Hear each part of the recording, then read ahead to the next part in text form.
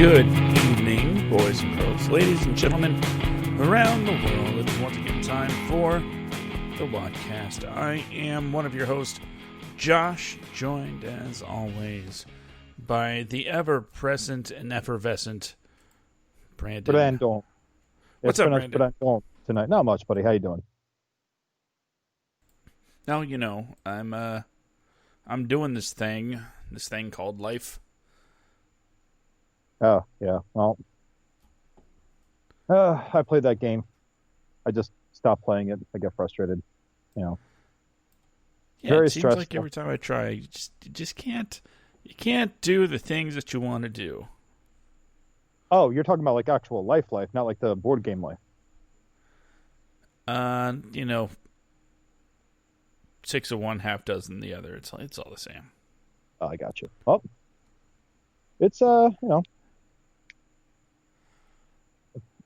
Here, 1 second. Come on, let's go. Indiana Jones. Come on, there we go. Sorry, everybody. I stepped outside. I got my dog inside, so Either way, so yeah, no, it's been a long week. It's been a nice, hefty week, plentiful of work hours because I don't really have any downtime. I wish. I have tons got lots of writing done though. What's that? I have tons and tons of downtime. Yeah, we can switch anytime you want, buddy. I'll go back to Jacksonville. You come out to Los Angeles. Bring the kids with you, and you can also hang out with Danielle and take care of the dog. Doing that. I don't know if you you popped into last night's premiere episode of Film Freaks. For those that don't know, it's a new podcast about, well, me and Kente and Jen. We talk about a movie we just watched. The first episode was about Hamilton, and my friend Kente, he keeps saying that I need to head on out LA bound, so he can be the proper uncle that he's supposed to be. Well, he knows I live out here, so he can be my uncle if he wants. I mean, it's kind of creepy. We're both roughly the same age, but I don't really have much family out here. But no, so I think you and I were talking about what we were talking about. Like, that's right, like reboots, right? Reboots and remakes of old things and everything else. And for those of you that have not heard, The Wonder Years, one of my favorite shows. I remember being a kid watching this show religiously when it came on. Hold on. It has to be done. Whenever someone says the name of the show, you have to do it. Do what? What would you do if I sang out of tune? You're doing would you it. Stand up and walk out on me. Nope, I'm still just sitting down listening to you. That's I think that's all we're legally allowed to do. No, but it's one of my favorite shows when I was growing up, and there seems to be a lot of mixed opinions on this subject because they're remaking it, and not only are they remaking it, but they're doing a full-on overhaul, and it's just an entirely different culture that they're covering. Because in the first one, it was a white middle-class family back in the 60s, I believe. And just like it just showed the family over the years growing, and just in my mind, the perfect TV show for like the coming of age story. And it wasn't just set around Fred Savage's character, Kevin. It was, I think Kevin was his name, right, in the show? Okay. It wasn't just centered around him. It was centered around him, his relationship with his friends, his family, all of them. And there were so many great episodes. And my God, Winnie. Whew, man. Had a crush on that girl. But the thing is they're remaking the show. Yeah, Winnie Cooper. They're remaking the show. And it's not going to be a white middle-class family. Instead, it's going to be it's centered around a black family living the same time, and I forget the area, but I think it's like set in the southern states during the same era. So I'm actually very curious about that, and there's so many stories that can be told about that era that I think would open a lot of eyes into, just the disparity that has actually gone on into, the modern age. And it's gotten so much backlash. Well, why do you have to reboot everything? Well, I hate reboots as well. This isn't what I would consider a reboot. It's telling the same kind of story, but from a different perspective. Like a Reboots, rebranding. yeah. Let's go with that. Rebranding, retelling, however you want to say it. A reboot is something like that unholy version of Ghostbusters that came out in 2016 that had absolutely zero of the magnificence that made the original Ghostbusters into the pop culture icon that it still carries on to be to this day. Can I throw something in there real quick?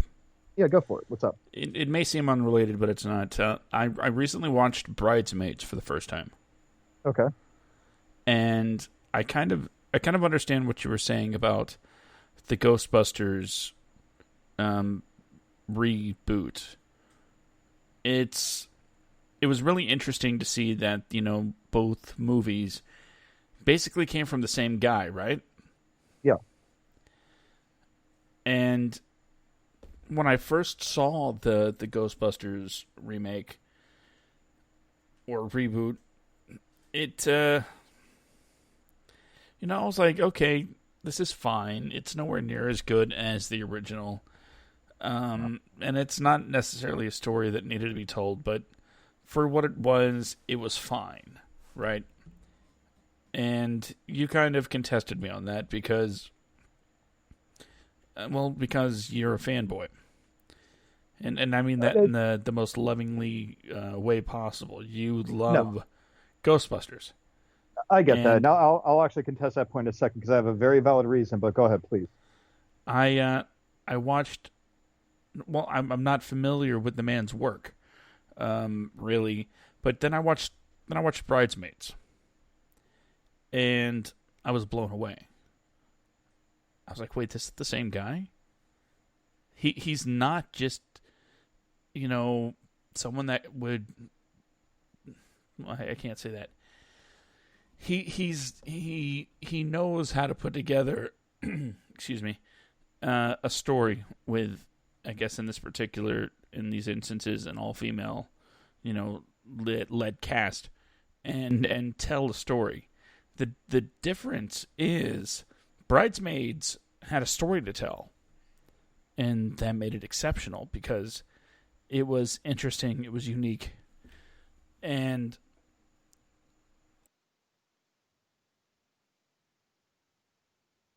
Oh, I heard it. that I don't understand the comparisons to The Hangover really because it's a completely different beast. It's nothing like The Hangover. But yeah, that's what I heard. It's a female version of The Hangover. No, this thing's got heart out the wazoo.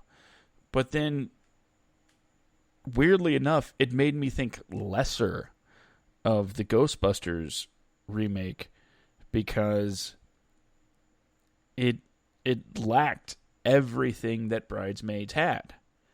As far as having heart and having the comedy mean something. And then I had to reevaluate my whole position on this particular reboot because I suddenly stopped seeing Brandon the fanboy advocating, the originals were better because I liked them better, and it was more of a, well, yeah, we already knew the originals were better. That was not an argument at all.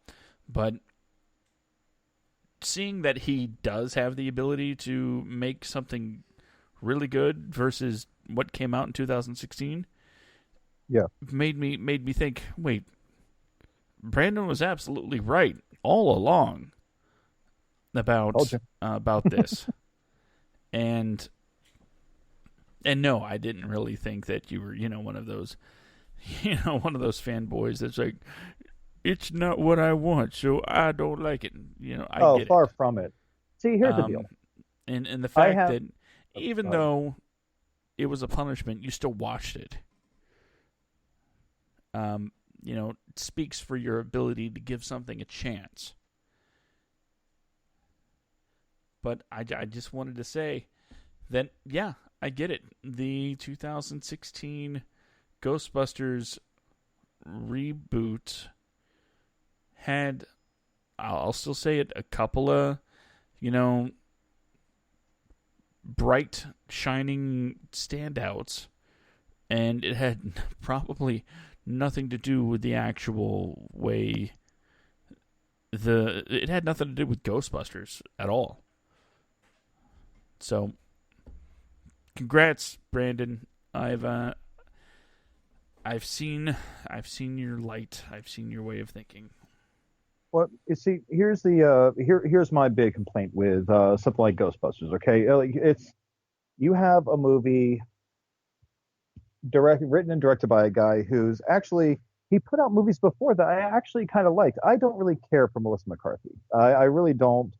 Not to undermine her acting, because if you see her in a dramatic role, she's actually very good. She is amazing when it comes to being a dramatic actress. She just doesn't really expand on it because she made a lot of her fame off of being, I guess, what people consider a comedian.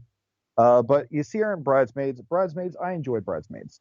I enjoyed The Heat, and I even enjoyed Spy. Um, but basically, what I'm getting at, though, is that with Ghostbusters, it just took a total 180. Just whatever he tried in Ghostbusters, it didn't work. I mean, you took a property that has a predominantly male following, and yeah, as time goes on, you have more and more like females and more women, more girls that are getting into the series, getting into the movie, and that's great. That's that's how it like I mean so the fan base is growing into the opposite sex, which is fine, but everything that you see in the original Ghostbusters movie was written to move the end. This can go into like our writing talk here. Everything in Ghostbusters was written in the film or in the script to carry the story forward. Bill Murray is a master at improvisation. So is Harold Ramis. I mean, like, despite him playing the stiff Egon throughout like both movies, he was a master at improvising some of his lines, and like his delivery in such a straight format was hysterical. In the reboots, there were so many callbacks to the original movie. You want this movie to be separate from the original universe, but you're pretty much riding the coattails of the success of that original. And you're being so incredibly hateful to the fan base the entire film, like just insanely hateful, and not just towards the fan base, but to the gender of that of the predominant gender of that fan base. You're just pretty much flat out, well, all men are assholes or stupid. Like, I mean, what? The original Ghostbusters was really gross out humor. It's like, actually, it's very tongue in cheek humor. That's what made it so great. There were innuendos in there, but you could watch this as a kid and not pick up on it.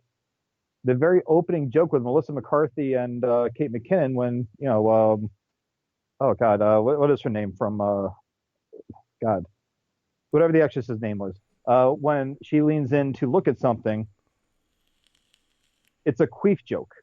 It starts off with Melissa McCarthy pushing air out of her vagina, and then making it like, I mean, that's okay. It's funny, but at the same time, the humor in it was vastly different. There are scenes that do nothing for the story that are in this movie. It was seriously like watching something written by a fan that got dumped by a guy and wanted to show female empowerment at its maximum. And sorry for any of the female listeners listening to this. I'm not saying this would be hateful or sexist, but it just came off as an angry breakup letter to the original fans. It's like, we're going to take what you love and absolutely desecrate it by destroying every single thing that made that successful, and we're going to offer you this, and you will be grateful for it. That's how it came off to me. And then the villain was a very weak villain too. There was no build-up. There's not really even a villain in this movie. And the original set it up to be Gozer, and everything led to Gozer. And this one, it's just some guy that was bullied. That's it. That's your bad guy. I mean, so there are so many things, and you don't just see this with Ghostbusters. You see it in other films too. Like, I'm a horror film. I'm a horror film. God, I'm tongue-tied. I'm a horror film fan. I love horror films. You see it a lot in horror movies that are just constantly rebooted. A Nightmare on Elm Street is a great example. Did you see that one? I have not seen. Well, I mean, when I was really young, I saw the original, but I didn't see the remake because, to be perfectly honest, and I hate to say negative things, I really do, no matter what you heard me say about Ghostbusters. But when I watched the trailer for the remake, I was like, wow, these special effects look terrible. I don't want to see this. In what, Ghostbusters or Nightmare on Elm Street? Nightmare on Elm Street. Oh, it was bad. It was absolutely horrible. See, the original had, like, one thing that a lot of these reboots miss about the original film are the special effects, especially like on special effect heavy films, like, Ghostbusters. The ghosts themselves, Stay Puft Marshmallow Man, that was just some guy in a suit. And like, this to scale models that they use in a lot of these things were fantastic. That's what made these movies so great. They may not have been like the most believable effects, but you know what? If you compare these special effects in the original Ghostbusters to what you saw in 2016, it's like watching a gritty comedy versus watching pretty much like, the team from Scooby-Doo make what they think Ghost would look like. That's pretty much what it reminded me of so many times. And then at the very end, you have like the Zack Snyder-esque like 300 slow motion action scene between them busting, like, I guess killing the ghost. I don't know what they were doing, but just throwing ghosts around, them disintegrating, and the more useless jokes that ensued. But Nightmare on Elm Street, CGI heavy, hardcore, cheap looking CGI. I can watch the Halloween remakes from Rob Zombie. Well, the first one, I can't stand the second one. It's not wonderful, but it's not horrible. I can watch the Friday the 13th reboot. That's not horrible. It's watchable. Just a bunch of kids in woods being slaughtered by Jason. Nothing special about it. It's been seen 100 times. But it's how they executed it. But you have these reboots. Go ahead. Go ahead.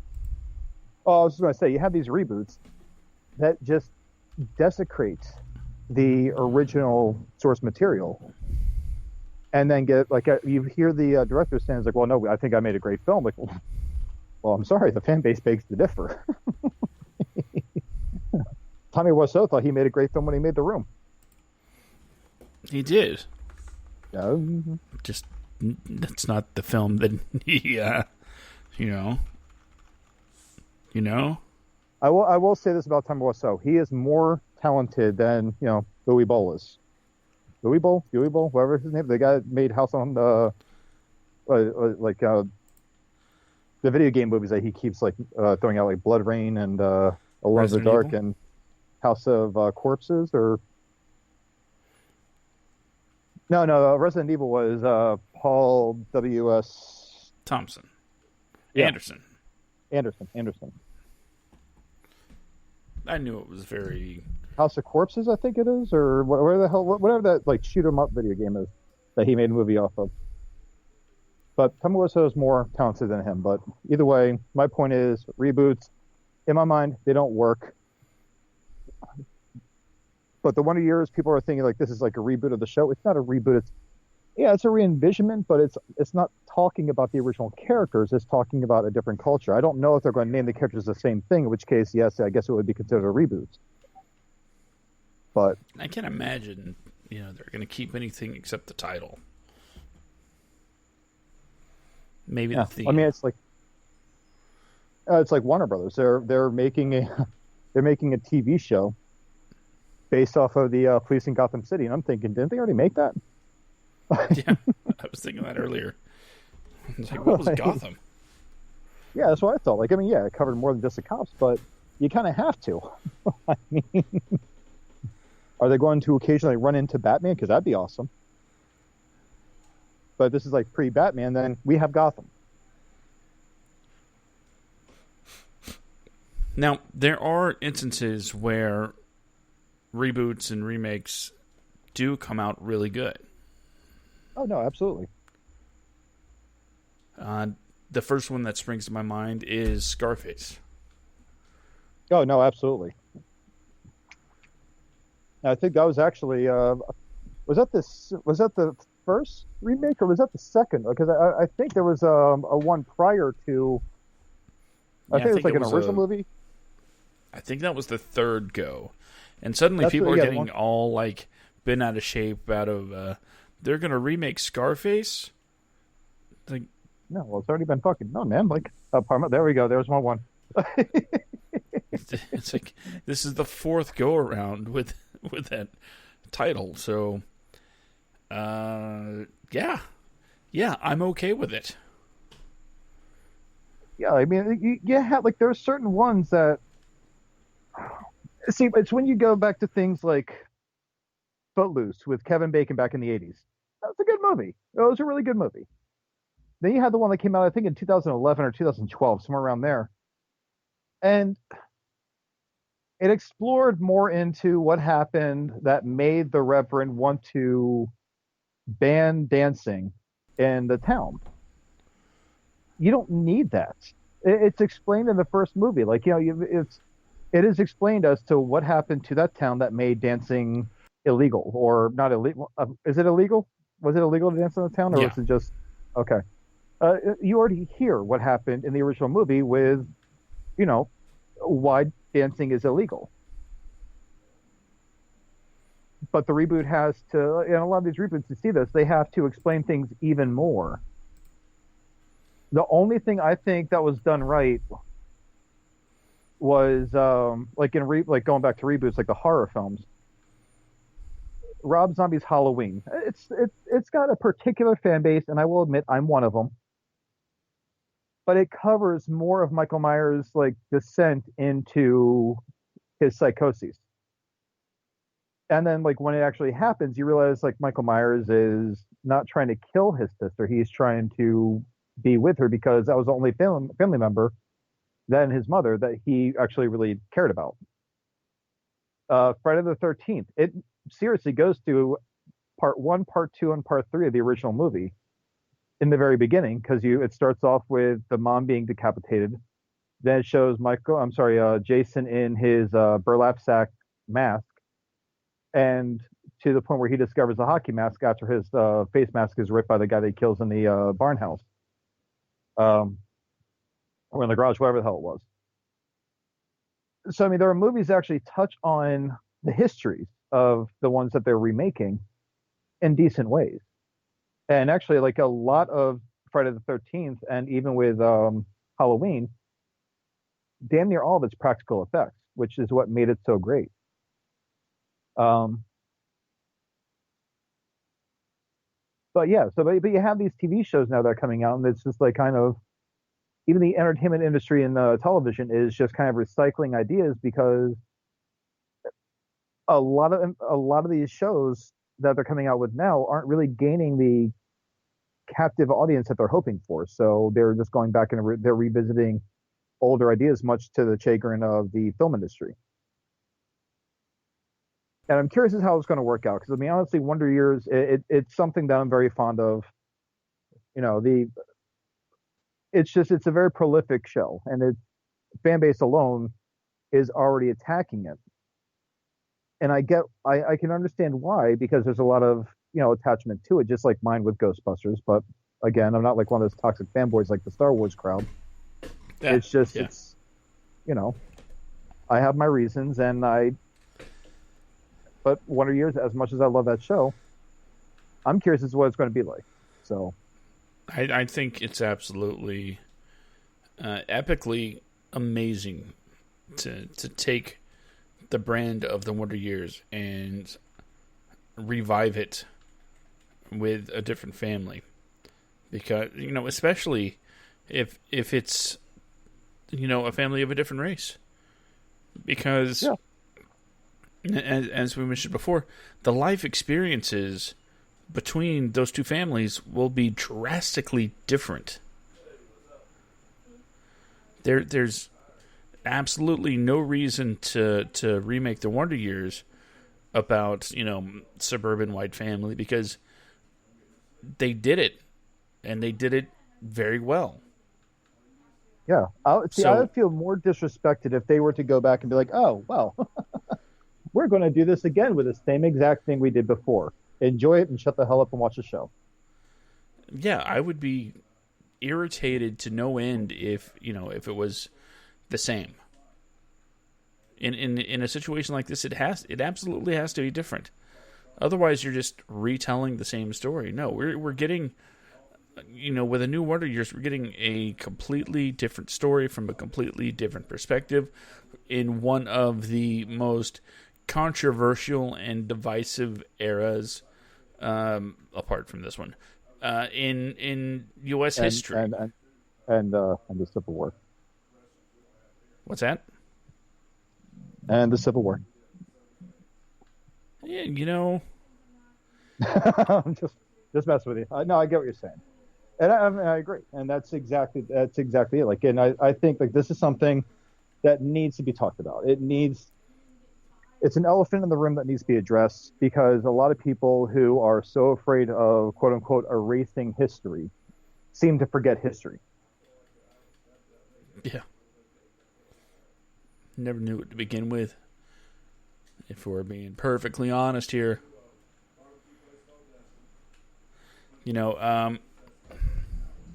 So yeah, I'm all on board for a Wonder Years remake. And that made me ask you the question earlier. What other shows do you think could use a good remake, a reboot? Well, see, there's actually not even stopping at like actual live action TV shows. There's one that came out uh, a while back. It only had one season though, but they remade Thundercats. And if you've I'm a kid at heart, so of course cartoon. Oh yeah, hell yeah, I'll watch this. Like, um, but it did a great job. It actually, I was surprised. I didn't think I'd like it. I'm a grown ass man watching, a kid's cartoon thinking, yeah, well, Thundercats, it's okay. I remember like the original, you can't top the original. And then I saw the Thundercats cartoon. I'm like, okay, you guys go on with your bad selves. This is really good. But then I started paying attention to like older shows, and I thought about this. It's funny they asked me that. I thought about this before. There are a few shows from when we were younger, like preschool age, that were very popular, that had a huge fan following, that I think could actually translate well into today if done right. One of which was Airwolf, the show about the helicopter pilot and everything else. Um, Airwolf, I think, could actually, with today's like struggles and the wars and everything else, I think Airwolf actually has a lot of relevance that could actually be brought to the table. And let's see, the other one, well, the other two actually, as far as TV shows go, I would say the A Team, if done right. I think that'd be fantastic. The movie, I will say this, I like the movie. I really did. I enjoyed it. I thought it was hysterical. Murdoch was funny as hell. But and Knight Rider, which they already attempted back in I think 2008 or 9, and it was horrible. What about But Knight Rider 2000? Huh? Knight Rider 2000? Was that what it was called? The one with like instead of it being like the Trans Am, it was Mustang or something that could transform into like pickup trucks and all this other stuff. I don't remember. I remember one. There was a team. They might have actually had a couple of different attempts. No, well, The one I'm talking about that came out, the only one I remember that was a remake was the one that came out. I think pretty sure it was 2009. It had a Mustang that could transform into a truck. It could change its color. There was every single break into a commercial was this. Oh my God, this guy's about to die cliffhanger. It got old really fast. There's one scene where the car caught fire and it was like burning at I think like 500 degrees and it was burning up all the oxygen inside the car and Michael's nephew, I think it is in the show, or his son, whatever, was pretty much passing out from lack of oxygen. So Kit had to go like 600 miles per hour down the road. I'm watching this thinking, really? You're you're going as fast as a plane down a strip of road. Like, how long is this road? Oh, Like, well, all at right. least they kept the zany science from the 80s. How about Green Hornet? I think Green Hornet would be pretty interesting. Not the Seth Rogen one; it was entertaining, but like bring back the Green Hornet. Less campy, more serious. How I'd about watch that. Dick Tracy? I would definitely watch Dick Tracy. Keep it in like the film noir style, though. Yes. Kind of like, maybe kind of like how they're doing Perry Mason now. And that kind of Oh vein. yeah, that'd be interesting. Yeah, this isn't your mom's Perry Mason. It's like, well, actually, my grandma's Perry Mason, and to my knowledge, my There, mom does not drink Metamucil yet. So, there are so many situations in sitcoms that someone might say, "Hey, they should do a remake of this." Like, someone says they should redo the Dick Van Dyke Show, right? Well, I say we've gotten that done so many times in 30 Rock. oh yeah, I Or mean, the 30 Mary Rock. Tyler Moore Show. We had Murphy Brown. Oh yeah, We and that's it would be nice to, and as far as some shows like the Wonder Years, period pieces always tend to age well because they're not set to the era they were created in. They were already going for something that's been done. yeah. I think most period pieces should kind of remain untouched. The Wonder Years being quite an obvious exception because you're getting it from a different perspective, like we talked about. But westerns, right, would be a tremendous source to pull from as far as remakes go for television. Could you imagine like a modern day Bonanza? Where would the Wild Wild West be? Like, would they just be like in a? See, I think Bonanza would actually be hysterical if it took place in one of those old Western tourist kind of towns, and these guys just were lunatics that really thought that they were in the Wild West. That is something I would watch. So kind of like the Bewitched movie. I haven't. I'll be honest with you. I've not seen that since it was in theaters. Well, That's something that. the idea was they didn't do Bewitched the movie. They did a movie about Bewitched the TV show being rebooted. Oh, And and she was an actual witch. right. Oh, okay. No, that's just a weird coinky dink. Yeah, I have to go back. I like Will Ferrell. With his comedy, I can only take so much. But again, he's one of those actors that if you see his dramatic roles, holy shit. Like, I mean, just I love his dramatic movies.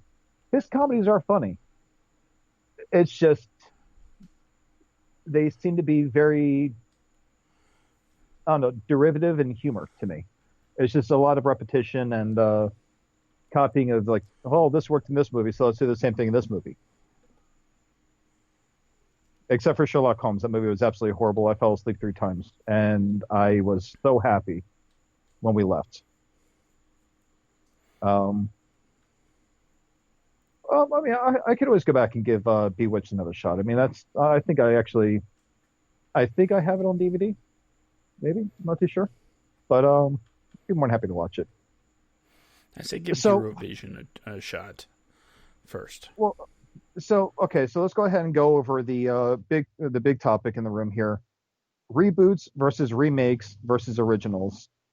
What would you? Well, okay, leave originals out because we all know what an original is, but we are in an age where not many original stories really come out. And when they do come out, it's refreshing. It really is. Um, Especially the Well, ones I that are mean, based on actual events and the way that they do them. Like I guess Welcome to Morrowind with Steve Carell, based on a true story, but the way they pulled that off was the imaginative way that they pulled it off was fantastic. But going into reboot terrain, let's start with remakes. What would you consider a good versus a bad remake? a good versus a bad remake. Yeah. I'm not really sure there are any set rules as far as what makes a good remake good. It you Well, can something look that at a you lot think, of things like A Star Is Born, right? yeah, You have excellent performances with an excellent script, and it was an excellent movie. and It by the doesn't way, take away anything from the original. I want to say thank you, Lady Gaga. I want to say that so much for fulfilling my 29-year-old dream. Wink, wink. Thank you. But But then you have, say, The Lion King, right? Where the performances are, you know what, they are what they are. Nothing bad, but it just doesn't capture you the way the original did. yeah, So I don't know if there's like a tangible thing or a written rule that says why a remake is good or it isn't. yeah. It's just like Aladdin I did not care for the remake of Aladdin. Oh no, me and Danielle went out to brunch before we went to go see Aladdin. We were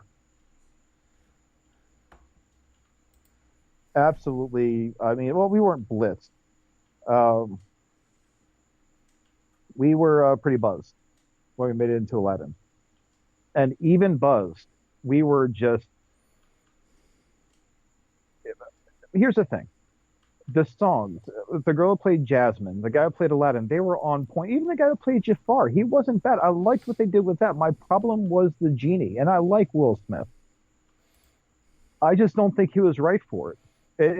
It was everyone was pretty much the same kind of character to an extent, except the genie, and it really didn't seem, I don't know, good to me.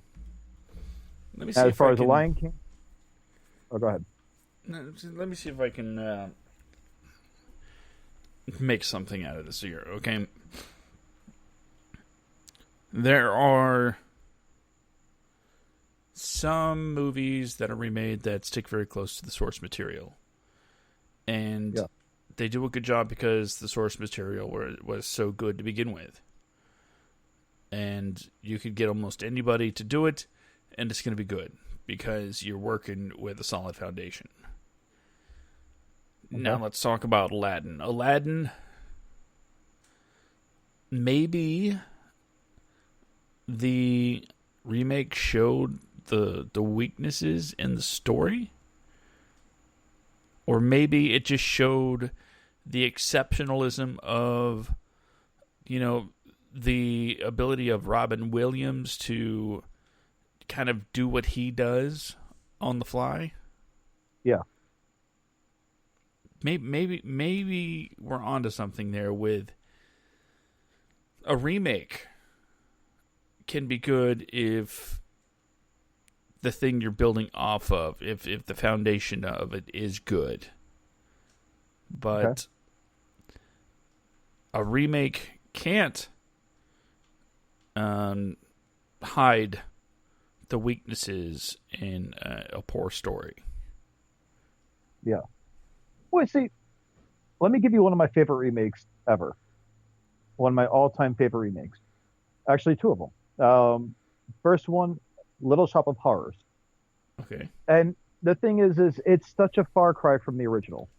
You have the same characters and stuff like that, which is fine, and the same story.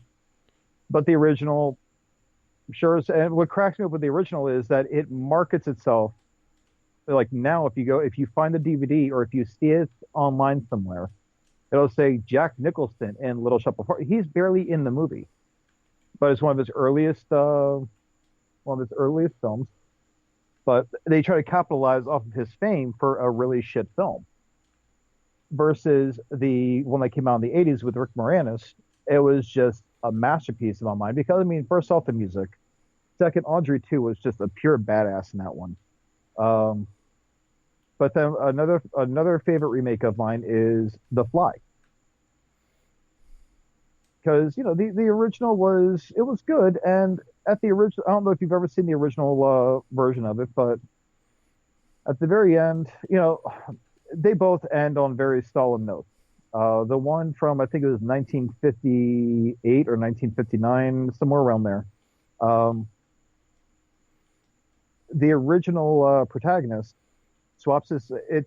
He doesn't merge with the fly. The fly takes over his body, and he takes over the fly's body. You find out at the very end, as he's stuck in a spider's web, he's about to be eaten, and he makes that cry for help me, just and people see this, are horrified. So what do they do instead of helping him? They throw a rock at the guy. Like, I mean, they just throw a rock at him. That's how we end this movie. Um, but the one with Jeff Goldblum, it was horrific, but it was fantastic. And the special effects alone, like just my God. But and then you have like the bad ones, such as what do you call it? The Wicker Man with Nicolas Cage. Is that the one with the bees? Yeah. Oh no, the bees, not the bees. Oh my eyes. Like, yeah, I mean it's horrible. The Wicker Man was absolutely atrocious. It was nothing like the one from 1973. And this is all because I'm a horror fan. But Psycho from 1998 versus the original from 1960. It is They just took the original scripts, and honestly, And they the got the original writer from the the original original writer, shot list.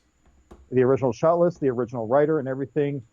It's just inside out the exact same movie with absolutely none of the charisma whatsoever. Like Vince Vaughn, as much as I like him, uh, no. It was maybe like it was miscast or whatever. I can't say it was misdirected because it's the exact same like angles and setup shots, and it was the exact same movie. But remakes are different from reboots because remakes are pretty much the delivery guy or delivery man, whatever it's called, with Vince Vaughn. It's based off of a French film called Starbuck. The original film uh, was amazing. The one that we took in America, that we Americanized, it was good. It just wasn't the same. And that happens with other films like The Eye, with Jessica Alba, The Ring, The Grudge. Like back when we back when America had that, let's just remake a bunch of Japanese horror film. Our little horror film phase that we went through as a country. But reboots are vastly different. Reboots just they take everything and just change everything around and feed it to you, and they either make you feel like you got something new, or they just make it new where you actually get something new and it just sucks. Like they miss the mark on every single level.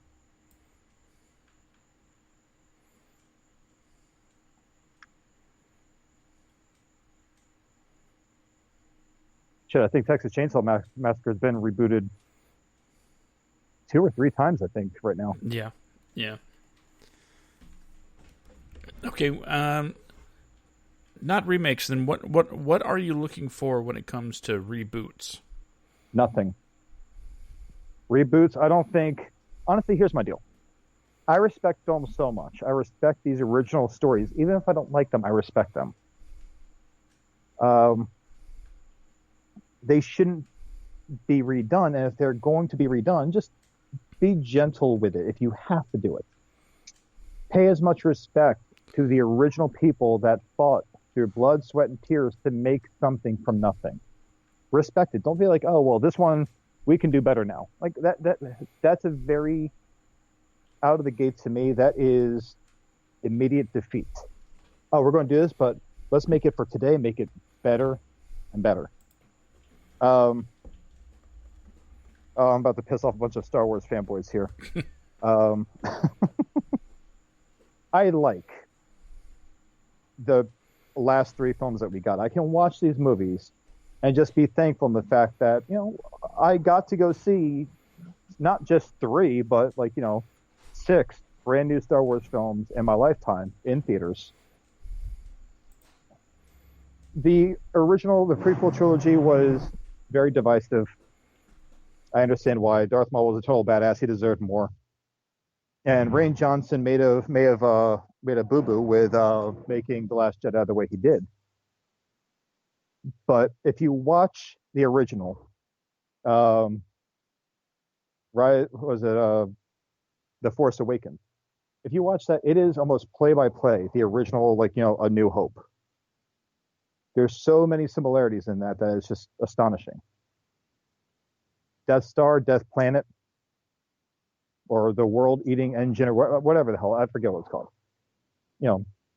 Desert-bound person finds a droid with information and has to return it, and then gets pulled into this intergalactic battle. I mean, it was just force sensitive. It was just pretty much play-by-play, but I respected what it was. Wasn't a remake, wasn't a reboot. It was just kind of like a continuation, and history repeats itself. I get that, but it's just it repeated itself a little too much. But if there's a reboot to be made, I honestly, with Ghostbusters in 2016, instead of rebooting it, I would have rather you had just re-released it. RoboCop, instead of rebooting it, re-release it. Bring back a marketing campaign. Bring this movie back into theaters. Let new generations see this older film. And all of its stop motion glory, let them see this. Practical effects and everything else versus what you got. You have to have respect for the source material. You have to have a respect for the people that provided the source material.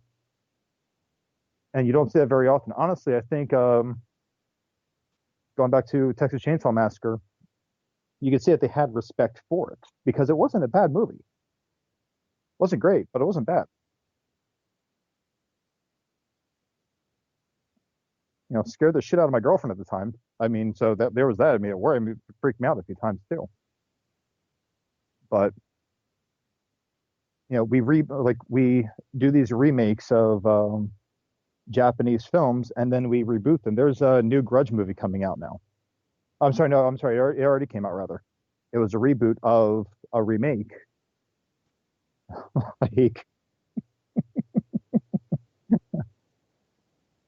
It just gets very convoluted. Instead of having to remake a foreign film, release a foreign film.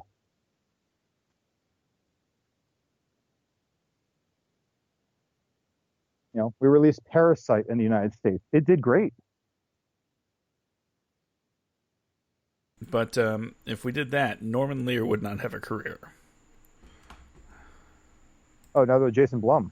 But still. Before we go on, just want to give a shout out to Ryan Campbell in the chat there. Oh, hi, Ryan.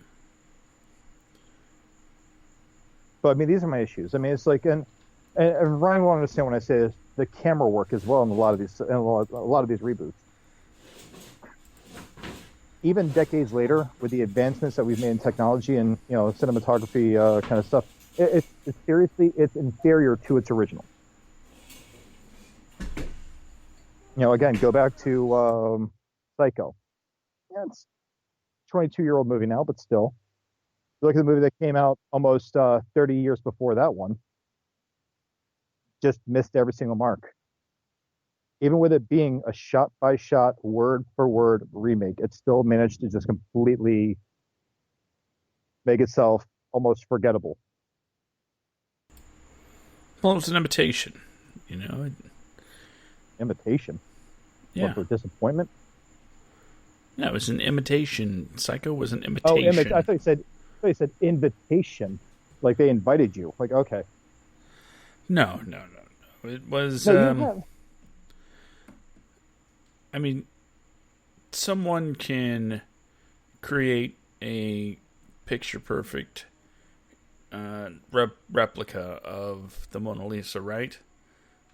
They can Yeah. recreate that. But guess what? It's a recreation. It's not going to have the same feeling. It's a I mean, recreation done or I or think a better replication. Ah, example would be you can buy a poster of the Mona Lisa, but it's not the freaking Mona Lisa. see, It might have a better gloss. You're essentially seeing the same thing, but you're missing the nuance of the canvas, the strokes that you see when you see it in person. And I think, I think that's very apt for the Psycho um, comparisons to, from the original to the remake, because the newer one, yeah, it had a shinier coat, but you didn't have Hitchcock's brushstrokes throughout that film. see, here's what I would like. Here's what I would like to see. If you're going to remake or reboot a franchise, go with the films that didn't do so well that could use a reboot or a rebranding or whatever you want to call it. Gone in 60 seconds. The original was nothing like the remake. And the remake, yeah, there was some shoddy special effects and overuse of CGI in some scenes and whatnot. The acting wasn't all the best, but still, it had a story to it. The original one marketed itself over having, I think, over 500 car crashes. Like, okay, I can see that on YouTube now. Oh, 30 worst car crashes? Sure. I have wasted many, many hours just watching car crash videos on YouTube. I don't need to see the original Gone in 60 Seconds. Um, but you have a lot of these films that there's like, here's the thing, Ghostbusters was 2016. They should have never let Paul Feige, I don't even know how to pronounce his name. Paul whatever. I'll never see one of his movies again. Um, they should have never allowed his script to be made. Something like that, honestly, you have already had a perfect and very much accepted storyline that had already come out towards Ghostbusters, and that was the cartoon that came out in the late 90s, Extreme Ghostbusters, about how they retired. One of them is a teacher. Egon, of course, Harold Ramis passed away by this point, but you could have one of the other since you got the original cast anyway into the film. You could have one of the original cast be the last remaining Ghostbuster looking over the firehouse, and these young scientists, and of course another every person, played by what's her face who played Patty, uh, could come in and be the trainees and actually do some stuff. You don't have to desecrate a series and then also disrespect the entire fan base to try to be edgy, only to then get pissed off with that very fan base for being pissed off that you disrespected them. Like, I mean, I'm not going to sit there and go up to somebody and say I've got musician friends.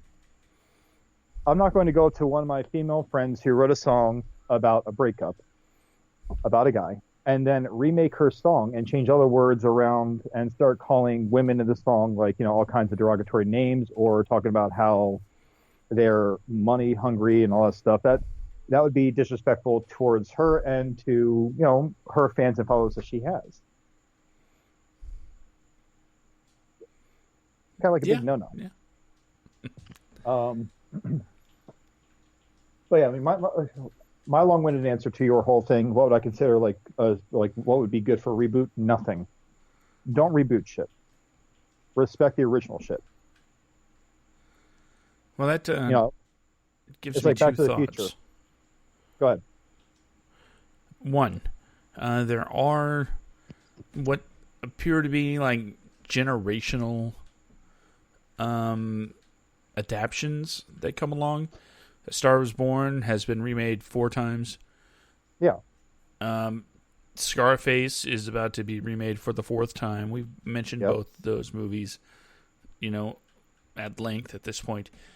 So, what about we'll even throw in like a Romeo and Juliet, right? It seems like yes.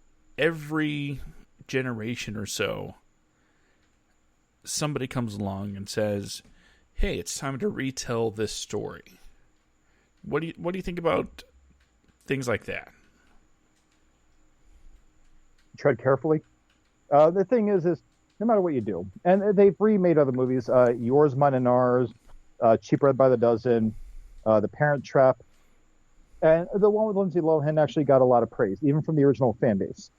Freaky Friday, not so much.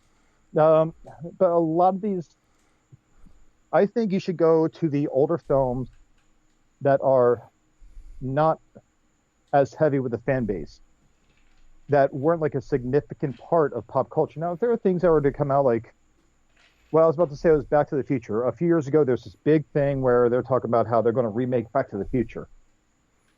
I don't hate the trilogy. I do enjoy the films. I have my grievances, but I do enjoy the films. Now, I don't think that should be remade, and thankfully, Robert Zemeckis pretty much said absolutely not. It will never be done while I'm breathing. When he dies, I'm sure someday in our lifetime we will see a remake to Back to the Future. I would be more than happy to throw money towards that. Actually, he said his heirs have been informed that this will not be a thing. Well, my grandparents left behind a property in Jacksonville Beach and said that they would never, it should never be sold or anything like that. And I hope that's the case, but somewhere down the line, I guarantee that property is going to end up being for sale somewhere.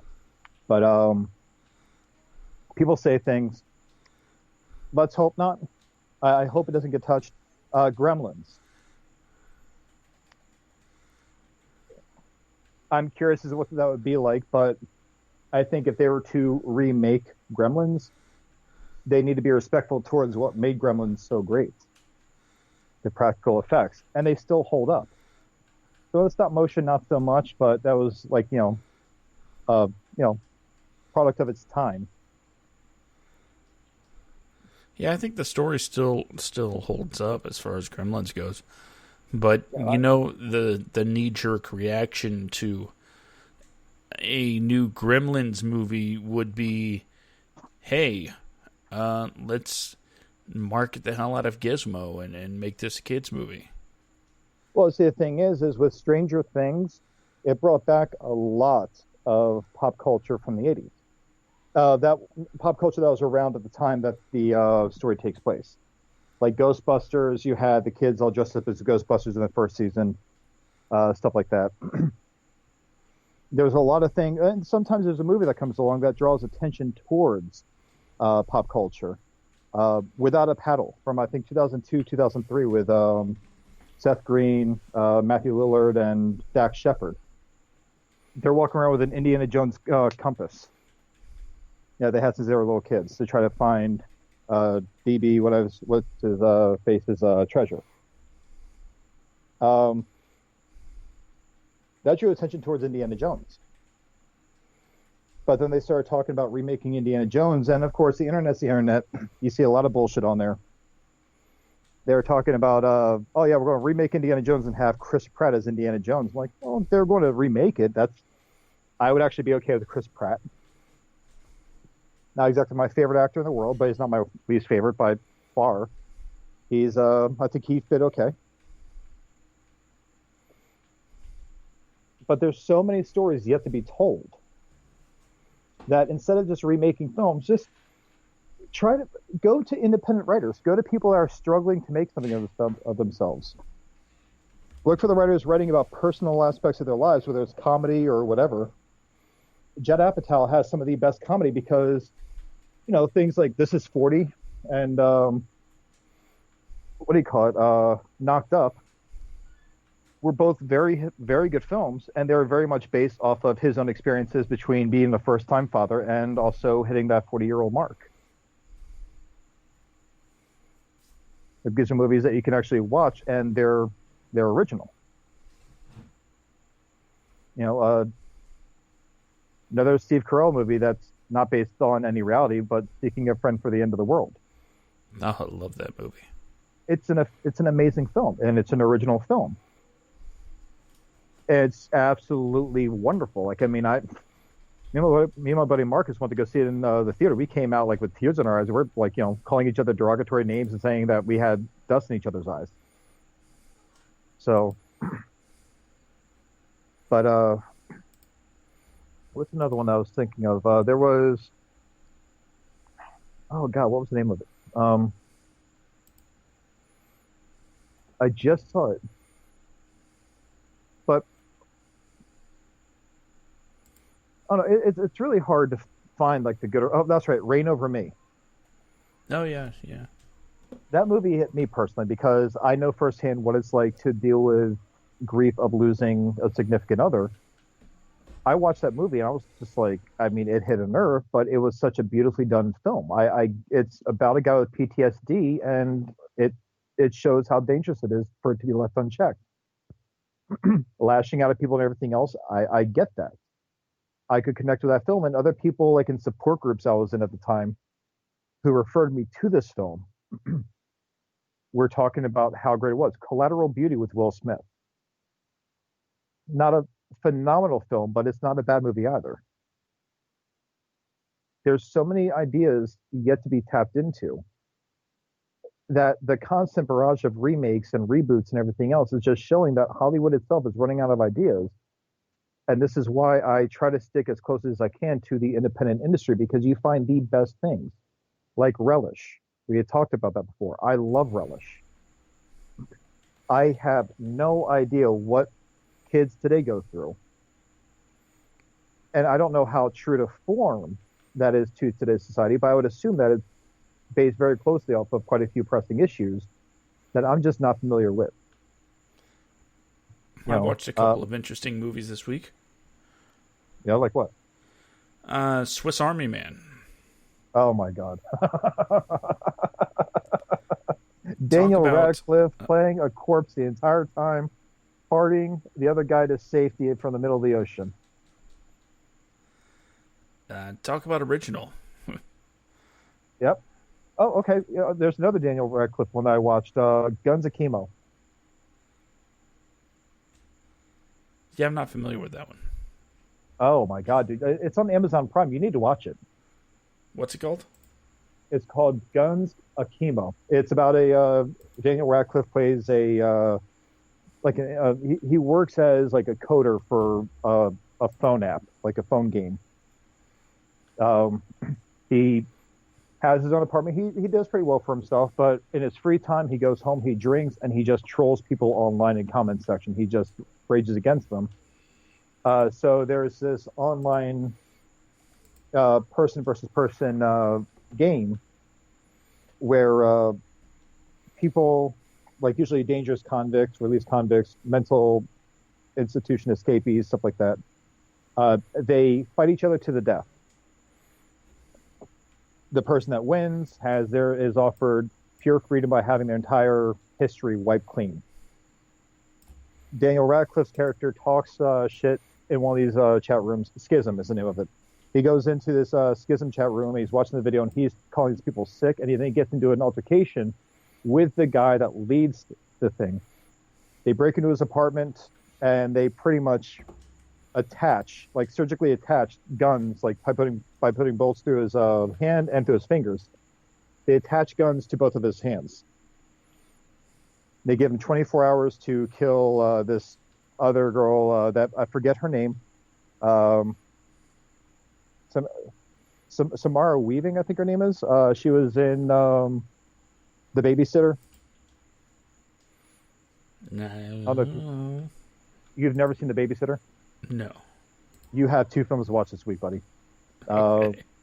The Babysitter on Netflix and Guns Akimo on Amazon Prime. Your homework, you will do it. I will grade it, and we'll talk about that next week. But Okay. she plays this character that's supposed to kill him, and it's just a really it's the movie is absolutely hysterical.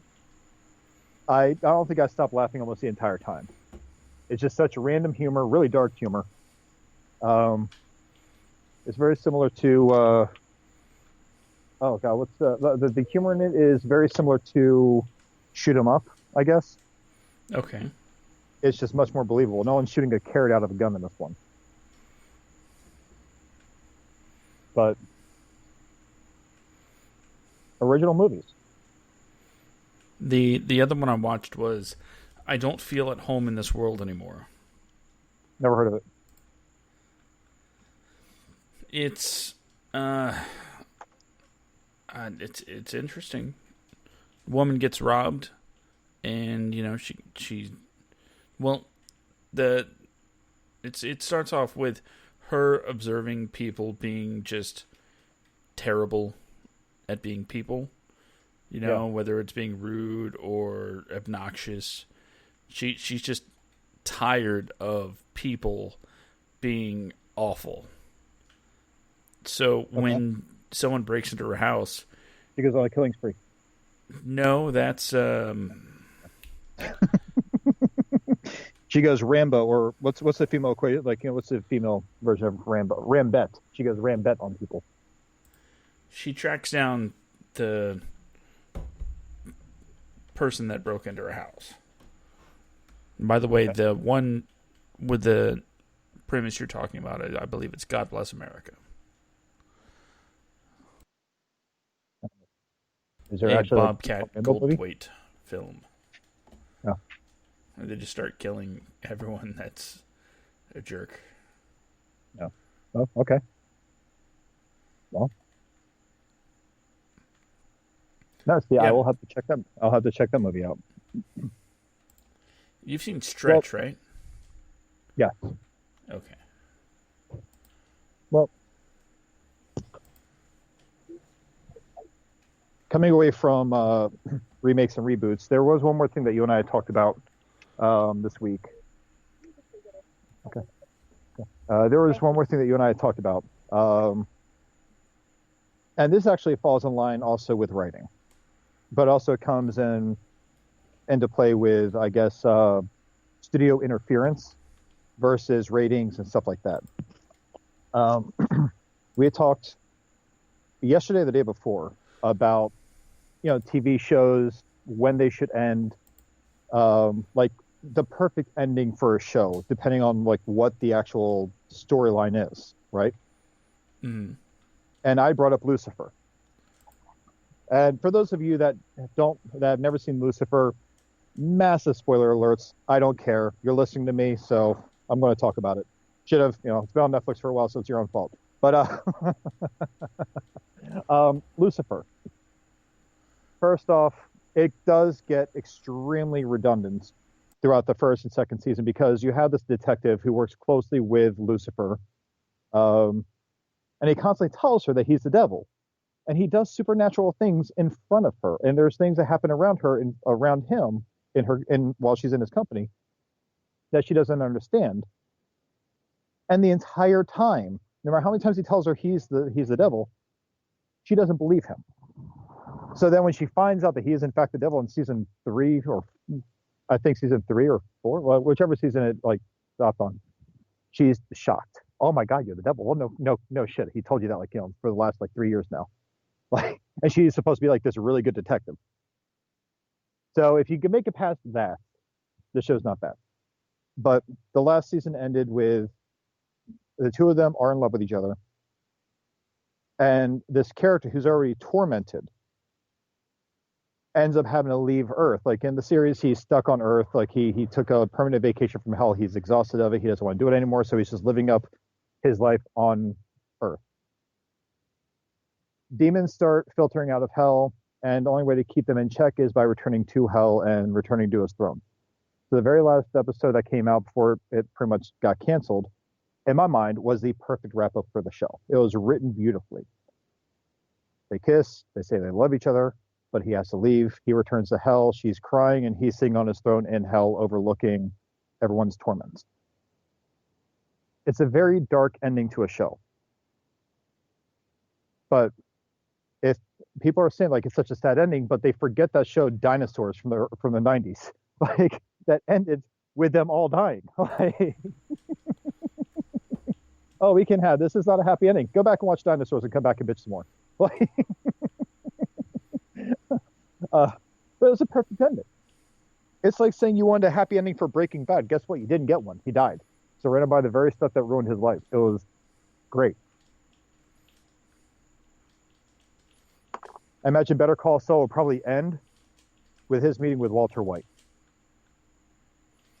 Something I'm willing to put money on right now. Like, I love the show. I guarantee it's going to end with him meeting Walter White. And, like, once Walter White walks in the room, bam. End of show, credits roll, we're good to go.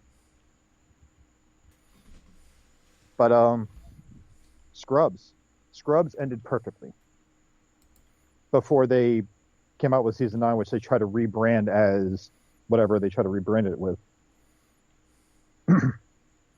Well, actually, no, I think it was actually a spinoff that they just rebranded as season 9. But Scrubs ended perfectly with JD leaving, Sacred Heart, walking down the hallway of all the people he's seen over the years. Some are still alive, some are dead. Hooch is still crazy. The shot was brilliant. Oh, absolutely. He steps outside, he sees the banner hanging down. It's like the projection show of everything that's to come in his life. It was such a beautiful ending to such a great show. But you have the network saying, like, you know what, let's make a spinoff now. You can't go wrong. I would have been happier with the spinoff. Huh? I would have been happier if there was a spinoff. Well, the original, like, what is labeled as season 9 was originally a spinoff called Scrubs Medical School. And that's where you have like the dude girl, I forget what her name is, but the one that's completely emotionally void. She ended up being like the JD character. JD now being like the mentor that shows up periodically. Turk being whatever. Carla wasn't in it. I think Elliot was in like one episode maybe. But you have these shows that end on such perfect notes, but then the studios come in and say, no, we need more because that's what the fans want. Like, well, no, you ended it. And not only that, if I'm not mistaken, it changed networks to continue. Yep.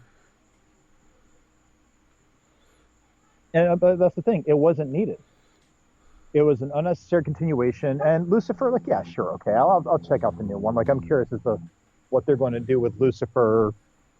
I mean, what is he going to leave hell again? It's you left it on such a solid note for this character, who, let's face it, is based off of a character who is already labeled as being supremely evil. What kind of happy ending do you want for this character? Like, yeah, you see this humanity in him throughout the show, which I'm sure pissed off a lot of religious people. Satan just wants to be happy and loved.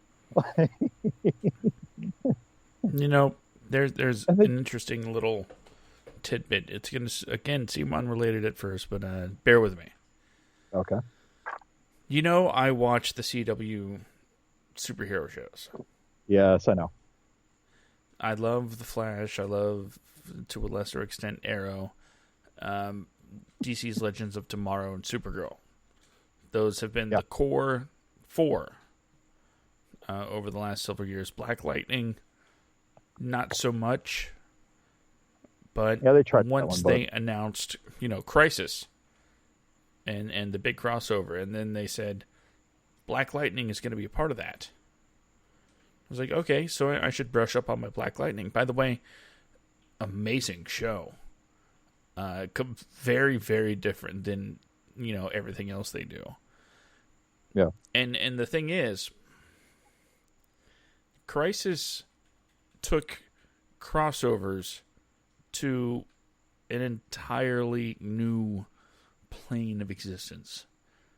I mean, seriously. Yeah. I mean, yeah. Usually, I have to, go to a website that has a cheat sheet on what order to watch the episodes, for, maximum storytelling efficiency. And for years, it was just, okay, you watch the 4 shows, kind of like as if they were airing on a weekly basis in the order, in this order.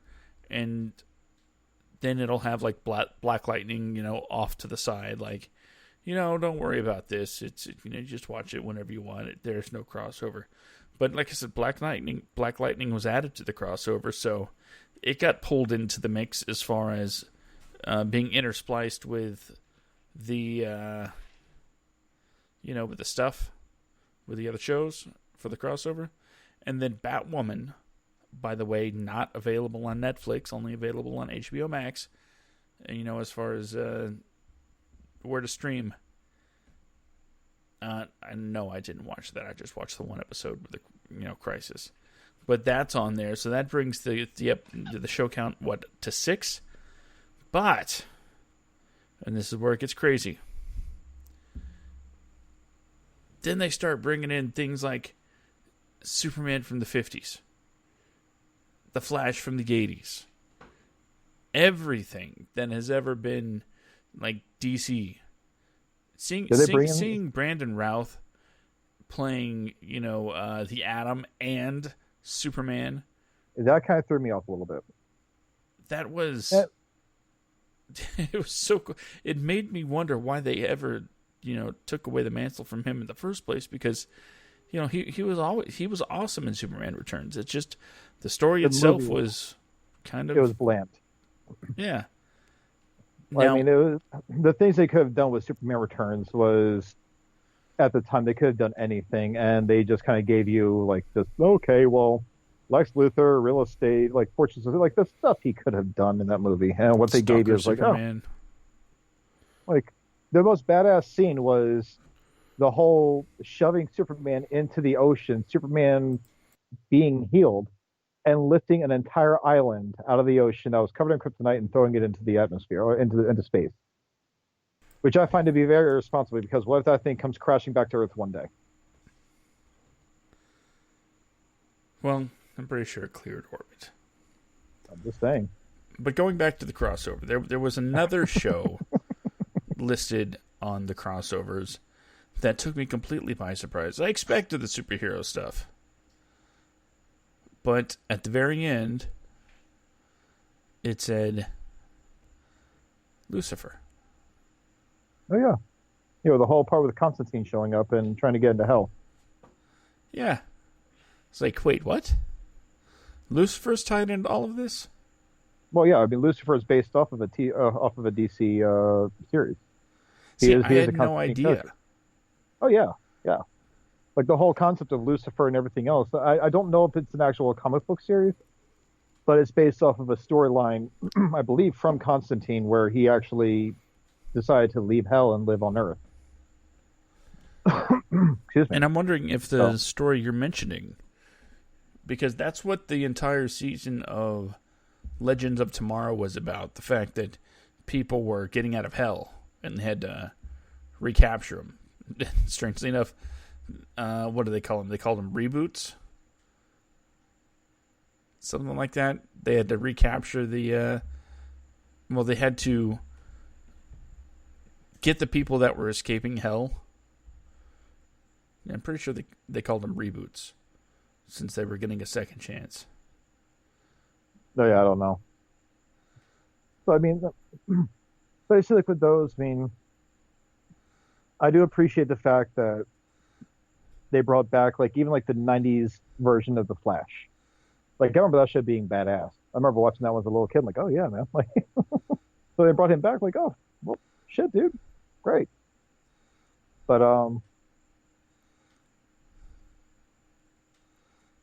sorry, I'm looking up something here real quick.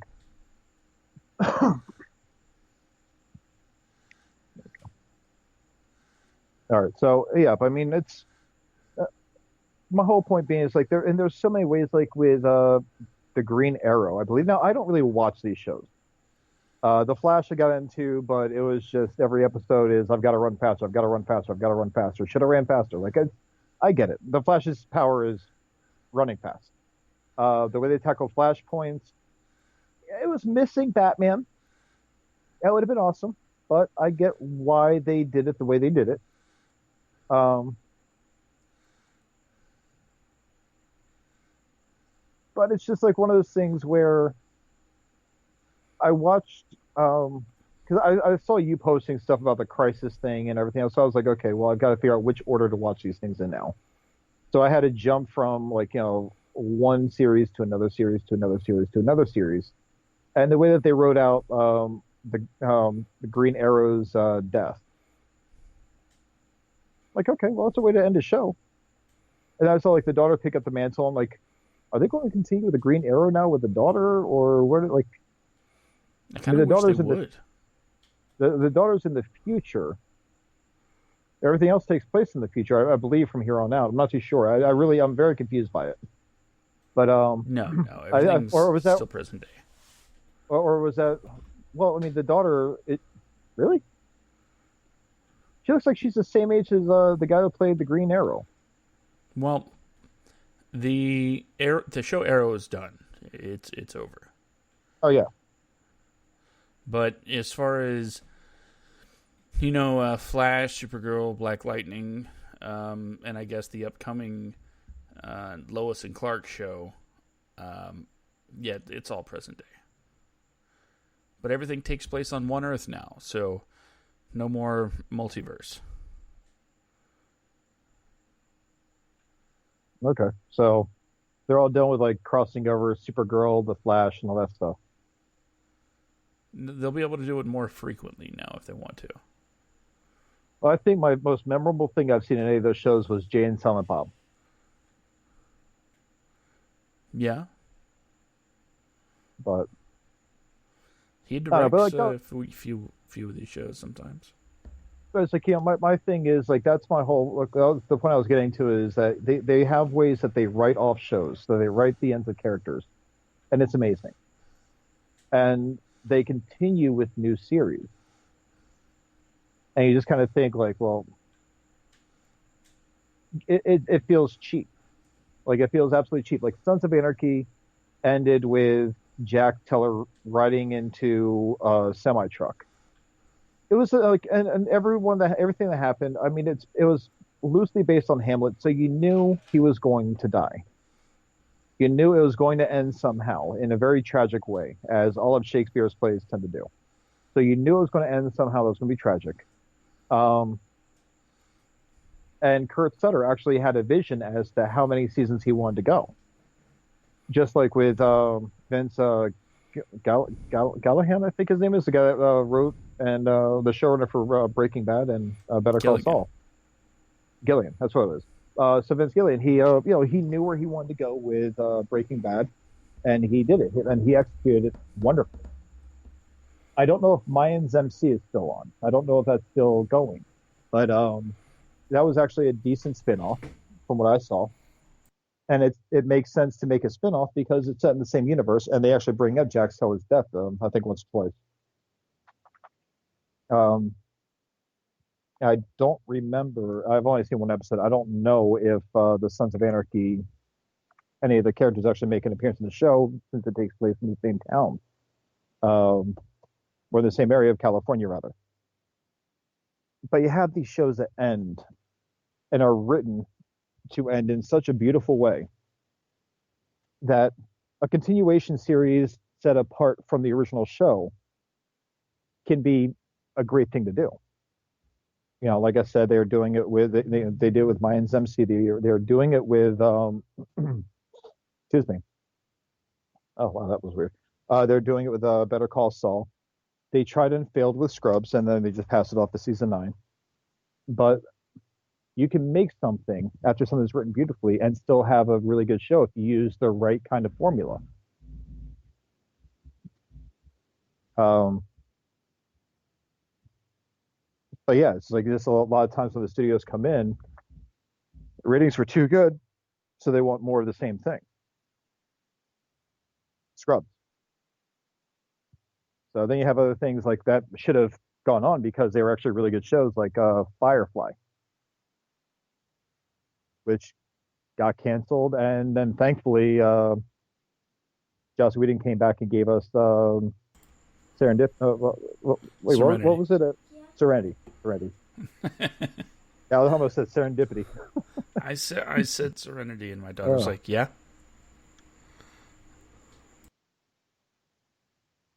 But either way, that's my rant on the issue. No reboots. There's so many original ideas. There's so many good ideas that you know they really deserve to be told. We don't Yeah, need the same I agree with you tripe that comes 1,000%. out all the time. This isn't like the '90s where you had Armageddon and Deep Impact coming out in the same summer. Like, oh, even at least Sharknado was original. I hate those movies, but at least it was original. Now, if you're going to reboot something, let's go back to the Full Moon movies, okay? Like Subspecies. um, you had what was it? Westworld, which I know is based. I believe it was based on a book, but that was still also Yeah. Full Moon Productions film, and it was a story that really could have been told, and they're doing it, and it's an amazing. It's from what I hear, it's a great show. It is a great show. But there's so many things that you can actually go back and see, like, okay, well, this could be The Gate. The movie The Gate. It was a great film. In I fact, think it's something. the people that make Westworld are going to be making a TV series based on the Fallout games. And that sounds interesting. But you have like these older films that I think could actually be told in a really good light, if they're done right. I mean, look what they did with It. There's a very divisive following to the movie It, because everyone looks at the miniseries as the definitive version of the book when it had really nothing to do with the book at all. It was actually very far from the book. But it was good. Tim Curry did a great job as Pennywise. But then you had the what's his name, Bill Skarsgård, I think, right? That's the actor's name. He played Pennywise, but the way he did it, he just came off as more predatory, just like how Pennywise was in the book. It really did a lot of. I think it did a pretty good job. It wasn't fantastic, but you can't even like a two-part film. You can't make a book as thick as as It, and turn it into a movie. I think it would still work best as a mini-series or as a series of movies. But you'd have to be really dedicated to go watch something the length of Lord of the Rings and The Hobbit to really, I don't know, like a 6-film horror film. I think it'd be hysterical. It Chapter 1, It Chapter 2, It Chapter 3, 4, 5, 6. Each one's 2.5 hours, guys. Enjoy.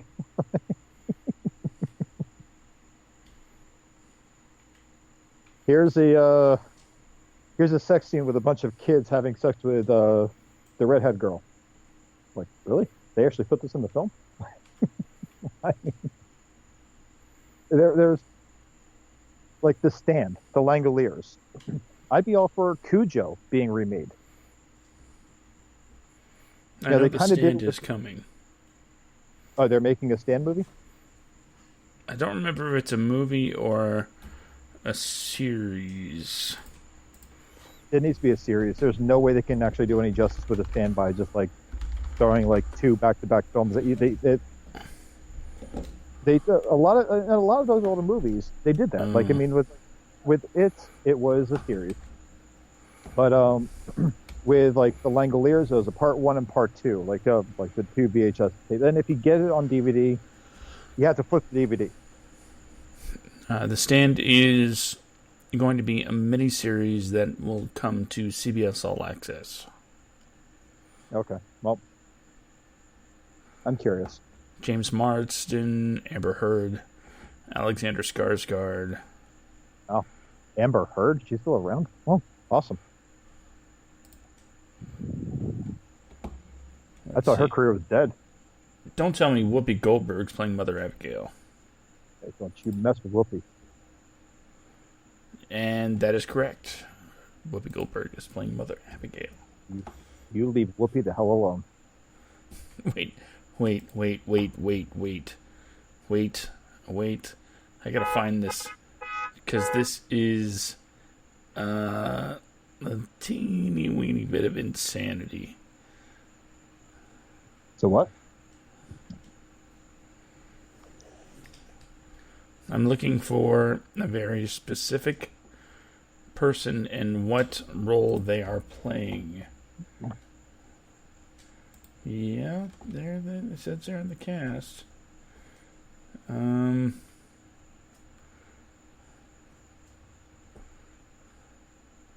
Undisclosed. Okay. I'm sorry.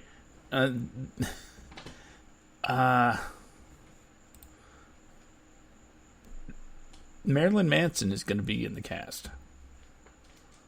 Well, I mean, he's actually not bad though. I didn't say good. I didn't say bad. I just said, whoa, did not see that coming. No. And I'm trying to find out who they're playing, who he's playing.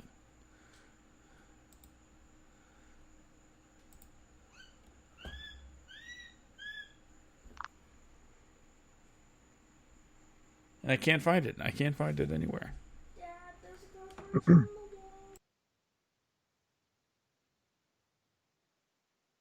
But anyway, bringing it on to this topic, we can go on all night with this thing. Did you want to get into the recommendation of the week? Because we don't have a cold read. Yeah, I was about a page short of finishing the one that I was going to submit at some point. Oh, that's fine. Well, we can take this week off and save that for next week.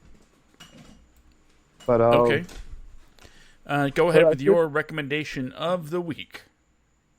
It's a short film. It's a short animated film. I posted it on my personal Facebook.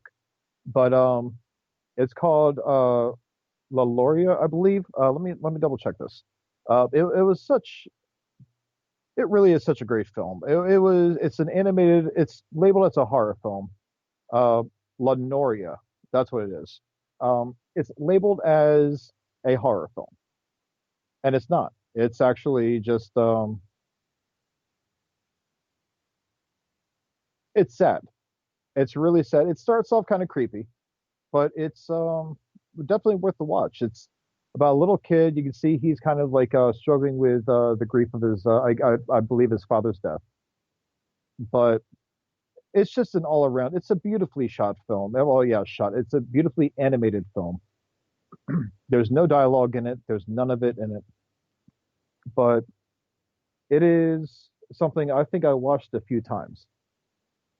And as we speak, I will be uploading a link to the film on our Facebook for all you little kids to watch. Watch it with your children. It's a great family film. So it's just really sad. It's creepy and it's got its tense moments, but then it just turns into something you wouldn't even expect. So once again, it's called Lenoria. It is about to be posted to our Facebook page, facebook.com/the WADcast. And so, yeah, go check it out, guys. It's definitely really, really well done. I'm going to post it on the website tonight, along with all the other stuff that I've been just like slacking on.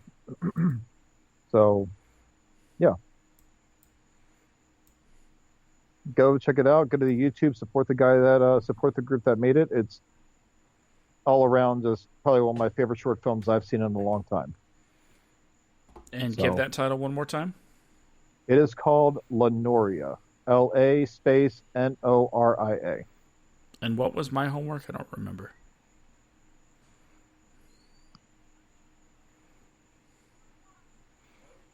You gave me a couple movies to watch. You remember what they were?